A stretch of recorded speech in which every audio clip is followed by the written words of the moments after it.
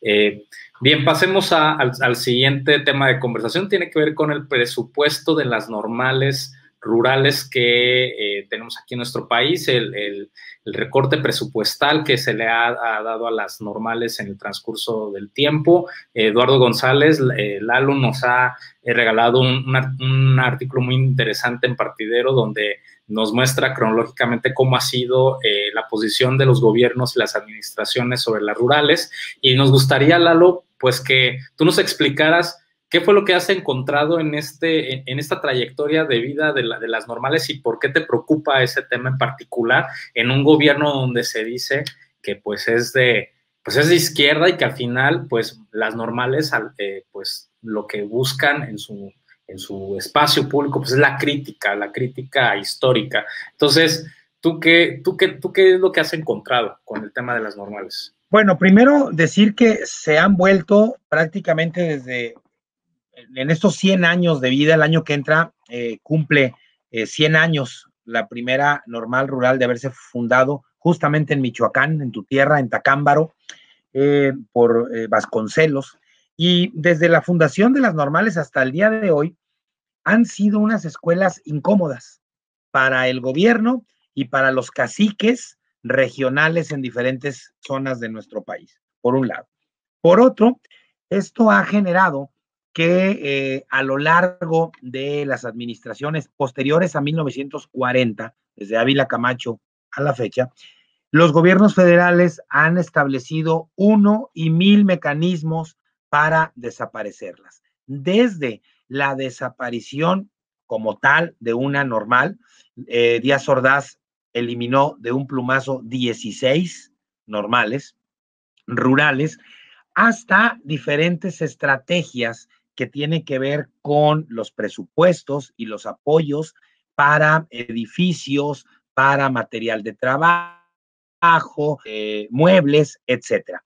Lo que hoy estamos viendo en la 4T es que desde Palacio Nacional sale el presidente a decir que el dinero que se da a las normales, no, eso es muy importante, no habla de la totalidad del presupuesto, sino que él hace alusión al presupuesto que se entrega en el marco de las becas y de los apoyos a los estudiantes, sobre todo para pagar los internados y el alimento de los estudiantes. Entonces, dice el presidente que este dinero se ve manoteado por interés y que entonces están viendo la posibilidad de que se comience a entregar de manera individual a cada estudiante y que el estudiante decida si come en un restaurante, en una fonda o donde sea.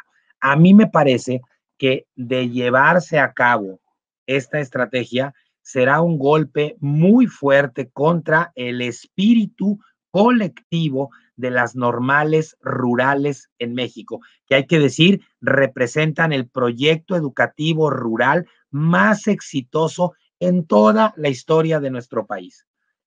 El pensar que dándoles dinero, aún siendo la misma cantidad de manera individual, es la solución a los manejos caciquiles que el presidente dice haber observado, me parece que es un error. Yo creo que en todo caso habría que ponerle nombre y apellido a estos caciques e ir por ellos, porque de alguna manera están recibiendo el recurso y disponiendo de manera patrimonialista de él.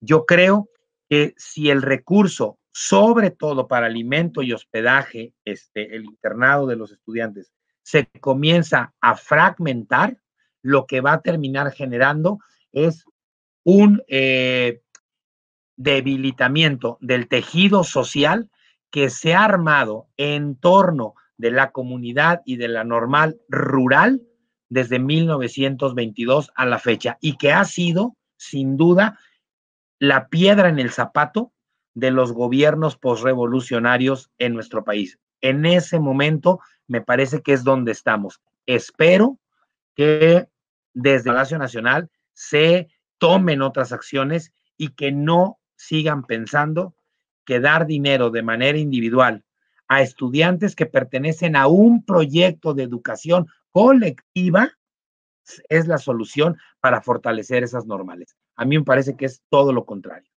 Sí, ese último punto que tocas, Lalo, el factor de riesgo que existe en las comunidades que están alrededor de las normales y que atenta contra la posible movilidad social que tienen estas escuelas, pues puede romper pues la unión que existe entre estas comunidades con las normales y pues fragmentar lo que queda del tejido social.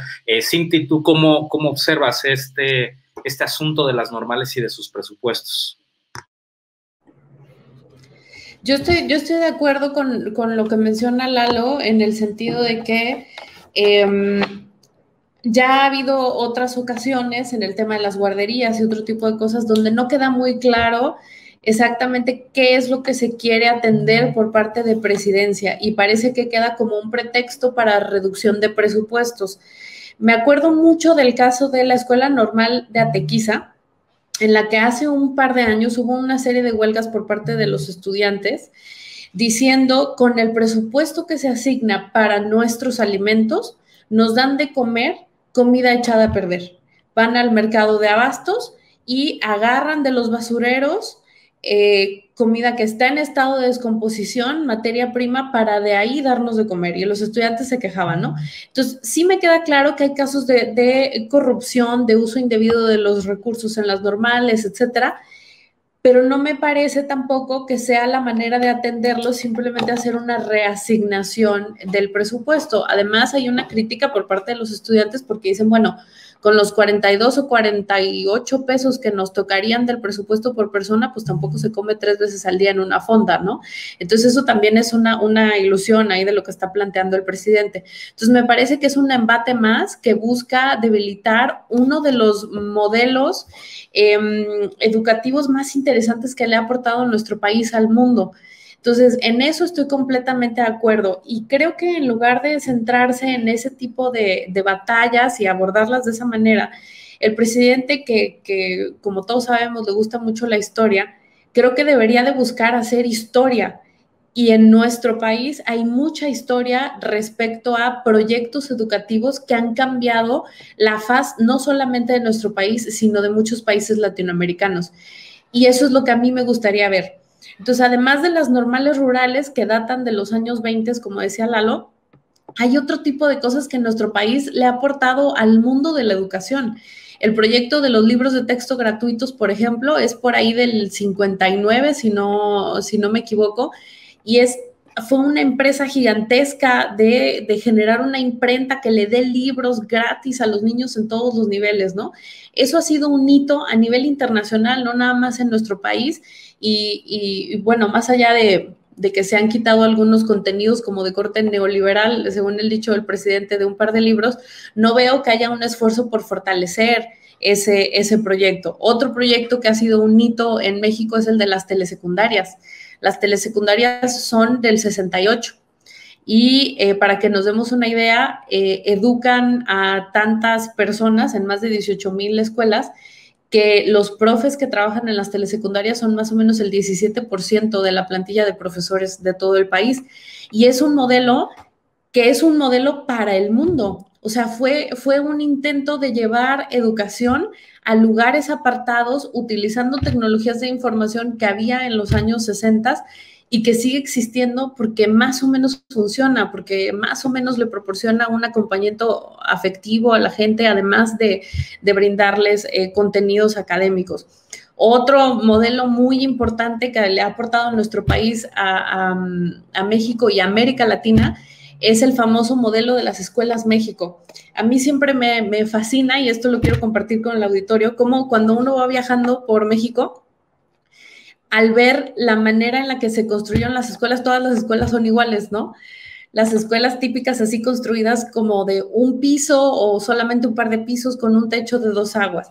Pues esas escuelas se llaman Escuelas México y fueron uno de los primeros proyectos de cooperación internacional que tuvo nuestro país respecto a América Latina. México apadrinaba Escuelas México desde los años 30 en otros países de América Latina. Entonces, si uno viaja por carretera en países como Perú, Bolivia y otros países latinoamericanos, vemos las mismas escuelas que en nuestro país.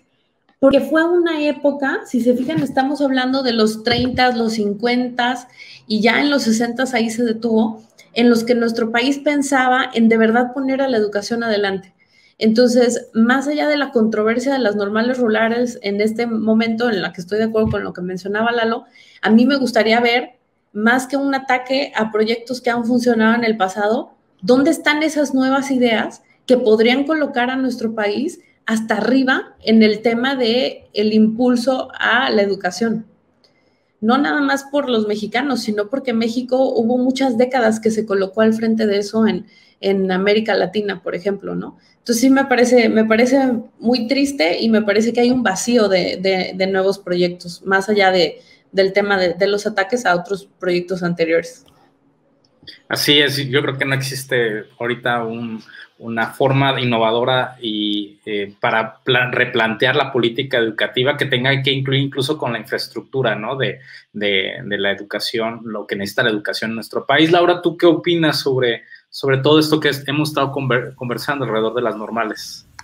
Híjole, voy a diferir un poco de mis compañeros de mesa, porque, bueno, coincido, por supuesto, en que es un modelo de formación docente fundamental, muy importante, además dada la antigüedad, ¿no? Desde los años 20, con toda esta revolución educativa que hizo José Vasconcelos, pero yo creo que hay problemas de fondo que de pronto se están perdiendo de vista y en esto incluyo al gobierno federal. Y me explico. Es un tema que más o menos he seguido porque las manifestaciones de jóvenes de diferentes normales rurales en el país pues son recurrentes, ¿no? Tenemos las de Atequiza, como ya mencionó Cinti, o tenemos también el caso muy, muy lamentable de Ayotzinapa. Hay otra que justo en este momento tiene grandes problemas y es una de las primeras escuelas rurales que está en Chiapas, que es la de Mactumaxá, que de hecho están invitando al presidente para que vaya y vea cómo funciona. Seguramente hay excepciones en estas cosas que plantea el presidente, pero justo en la administración de Lázaro Cárdenas se les dio un impulso inusitado a las normales rurales, sobre todo con este proyecto de la educación socialista. Y yo no critico en lo absoluto la educación socialista, pero entiendo por qué precisamente a partir de 1940 empieza el ataque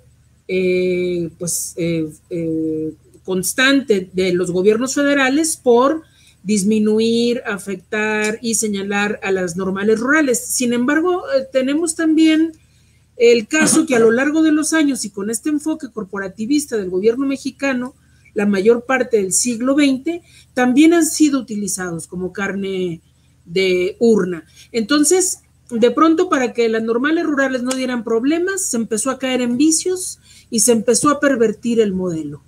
No me dejarán mentir espero que en esto estén de acuerdo conmigo, pero se vienen arrastrando vicios como el pase automático, por ejemplo, como la herencia de plazas, como esta asignación de recursos que termina siendo manejado por las asociaciones de estudiantes y pues lo hacen a nivel discrecional, como se ha hecho en su momento con las cooperativas o con las sociedades de padres de familia. Es decir, en este modelo que nació de un ideal maravilloso, el de José Vasconcelos, y que más o menos lo fortaleció Lázaro Cárdenas, después de eso se ha venido pervirtiendo, porque el sistema político mexicano lo ha usado como ha querido. En el momento en que definitivamente ya no quieren saber nada de las normales, es cuando, sobre todo de las rurales, cuando hay todas esas manifestaciones y todos estos problemas, entonces se hace un manejo de la información maniqueo, diciéndoles revoltosos y diciéndoles hasta lo que no a los chavos, cuando lo que quieren es lo que han tenido desde hace años. Te digo, para ellos es normal o el pase automático, es normal, pero ahora vemos con otros criterios y con otros ojos que eso es algo no propio de un sistema que pretende dejar de ser corporativo o corporativista. Y entonces vienen los choques. Desde hace muchos años, el gobierno federal, que fue el que creó este problema, debió haberlo atendido con una adecuada gestión política y una socialización, porque esta perversión de las normales rurales, no de todas por fortuna, pero y tampoco son tantas, pues, pero sí de muchas, se viene construyendo desde hace décadas y décadas y décadas. Se han ido generando intereses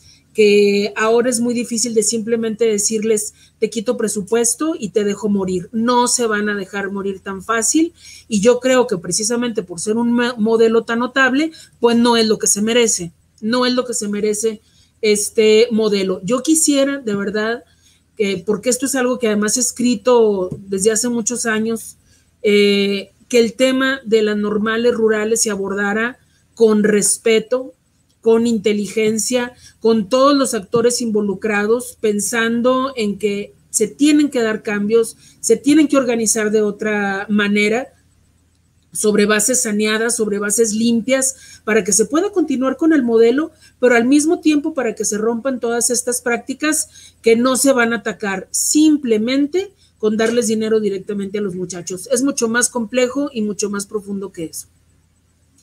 Así es, muy complejo y con muchísima información para debatirlo en 10 o 10 o 30 minutos. Me parece que es corto el tiempo, pero claro que ponen muchos puntos sobre la mesa que seguramente valdría la pena reflexionar en distintos momentos.